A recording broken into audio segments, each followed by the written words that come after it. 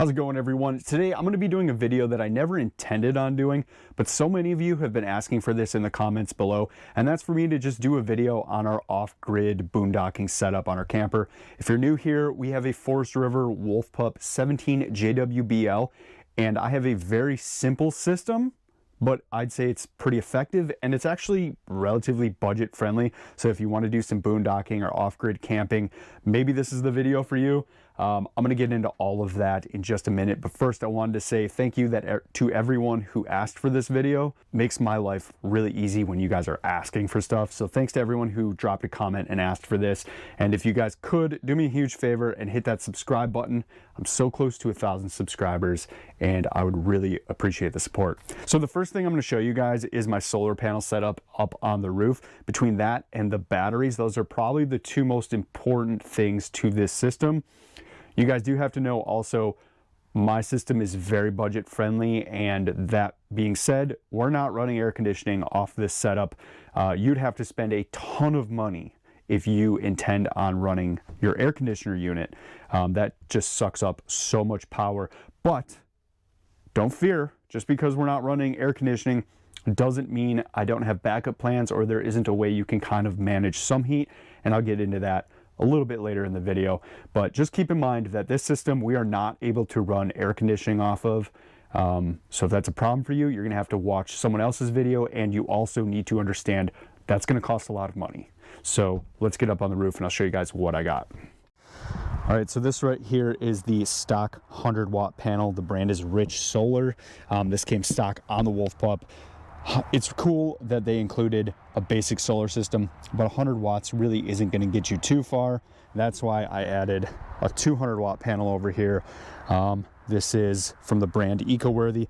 They seem to be the best bang for your buck solar brand. I actually have their batteries too, and we'll get to that in a little bit. So I have a total of 300 watts up here, and this keeps me going pretty well. When we're off grid. When we were out west, this was no problem at all. We pulled in a ton of sun, kept the batteries charged. The thing that I found to be the most draining on your RV's electrical and battery system is children. They have no concept of conserving at all. They just leave the lights on. They want to charge tablets, all that stuff. So anyone with kids knows exactly what I'm talking about. Your water will get drained really fast. Your batteries will get drained. It's crazy.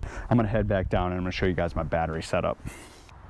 I think most people are going to agree with me that the battery system on your RV is going to be the real rock star of your off-grid setup. I have two 100-watt lithium batteries on here. They're also the EcoWorthy brand, so it gives me 200 amp hours total. If you do this upgrade, two batteries like this is going to be 4 times more battery capacity than just your standard lead acid battery that probably comes stock with your camper. So this is a huge upgrade. Between these two batteries and the panels on the roof, I can run for quite a few days if we're actively trying to conserve some battery. I am trying to stay out of the shop, but these shadows are crazy. Really cheap and easy, oftentimes overlooked upgrade is switching over to a dual propane tank system. A lot of small campers will only come with one, but switching to 2 is actually really cheap. I think I did this whole thing for like 60, 65 bucks. All you need is a wider tray, the double propane tank plastic cover. You can go even further and get a dual switch over valve, which basically when one tank runs out, it automatically switches to the other tank. I didn't do that just to save some money. I have no problem just getting up and changing the tank over, but it's nice to have the peace of mind when you're off grid that you can run heat if you need to. You got extra gas for cooking, whatever you need it for. And yeah, it doesn't cost a lot of money to do that upgrade. All right, so if you guys want to add some solar panels, you may have to upgrade your charge controller. I have the Renogy Rover 30 amp MPPT controller, and this can handle up to 400 watts. It's not that expensive of an upgrade, and the Renogy stuff is really good quality, and it goes on sale on Amazon all the time, so make sure you keep an eye out on that stuff. The reason why I wasn't really planning on doing this video is because I don't know a ton about the electrical systems on these campers. I'm just a normal idiot, and everything I learned here, I learned from YouTube videos, and it's all just plug and play stuff, but it's allowed me to stay off grid for like, I think the most we've done is like 5 or 6 days, and we've had a little bit of power left over. So it's really just a matter of conserving and figuring out what kind of system works for you. Now keep in mind that entire system I just showed you, you're only going to be able to run your 12-volt appliances on that. So most new campers come with a 12-volt fridge, which is great for off-grid stuff, especially if you have that lithium battery upgrade, but you're not going to be able to run anything that you would plug into a 120-volt outlet unless you have an inverter, which is something I have not upgraded to. Our camper does have this really small inverter right here that we can use off-grid, but that thing won't even run a small coffee maker. So keep in mind you'll need an inverter if you want to run any of the 120-volt appliances.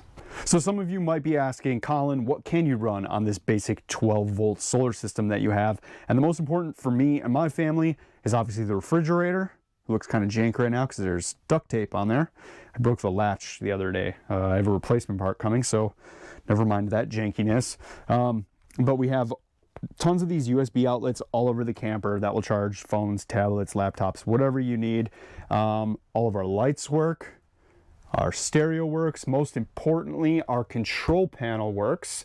That's a huge one. Other than that, that's really it. Your microwave is going to run off the 120-volt system.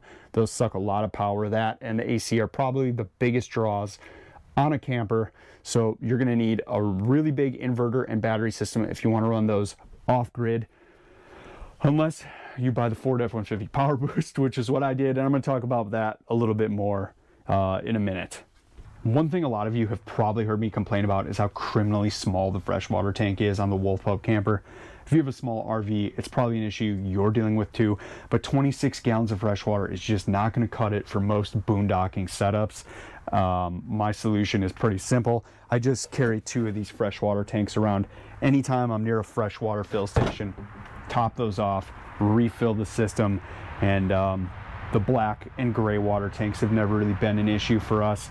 But if you think the gray is going to be a problem, maybe get one of those portable tanks, waste tanks. I would never do black water in those. No thank you. But the gray is really just dirty soap water, so not an issue in my opinion. All right, so let's talk about managing hot and cold. Like I said, we are not able to run the air conditioning off of our setup. Luckily, we have never had a day where it's been so brutally hot that we couldn't live without air conditioning. Every one of those days that we've camped, we've had access to shore power. But I think one of the biggest, most overlooked things is just some basic fans. These are USB fans. We have them above our bed. We have them in both of the bunk beds. They'll run off the 12-volt system. This one right here, though, I have a power bank up here that those dual oscillating fans run off of. If you're going to do any boondocking or off-grid camping, I highly recommend you get some sort of power bank. I actually intend on upgrading this to a little bit bigger one just so we have some backup power whenever we might need it. But there was no USB outlet over here, so I just drilled a hole, ran the cable up, and that's what we do. This thing will run for days. We'll run these for literally days. It takes up so little power. Just having fans on you when you sleep makes a big difference. If you plan on traveling out west, you probably already know this, but once you're at elevation, it cools off at night so much you don't need air conditioning. And for us, we're not at our camper during the day. If we're going somewhere cool, if we're going camping, we're not the type of people that hang out at our camper during the day. We go do stuff. We get after it. So the air conditioning during the day isn't a big issue. Another thing I did to manage heat is I made these aluminum reflective window covers. This cost me like $30 in material and maybe an hour of my time to cut them for every single window. And it does really help in the summer to just keep some of that heat out. When it comes to the cold, there's really not much I can get into. We just have a stock heating system that runs off the propane. Like I said, I added the dual propane system or the dual propane tanks, which is kind of a security blanket so we don't run out of heat. I have this pad up here. This is just an insulated cover for the vent fan so we don't lose heat through there. That is very important to have because you lose a lot of heating and cooling through the vent fan. I'm getting stuck in my own bathroom. One cold weather camping tip that I'm gonna give you guys, bring fleece blankets, lay on top of the fleece blankets, and then put the comforter on top of you. You'll trap so much more heat in and it'll make it a much more pleasant experience. You lose a lot of heat under these beds. I have thought about insulating under here. A lot of people insulate this stuff. But I don't do a ton of cold weather camping, so it's not the biggest thing to me. The fleece blankets are like huge, huge, huge when it comes to comfort in the cold. One of the secret weapons in my boondocking arsenal is actually my truck. This is the F-150 Power Boost, and if you're unfamiliar with this model, it's the hybrid F-150. In addition to having an insane amount of torque for pulling your camper, it actually has a 7.2 kilowatt generator in the bed that can easily run any RV, and I mean run everything, AC and microwave at the same time kind of power. Now, it does sound like cheating, and you may suddenly feel like you clicked on the wrong video, but I actually haven't used it as much as you might think. It's just there for when I need it, so if you're thinking about upgrading your tow vehicle, this may be one to consider.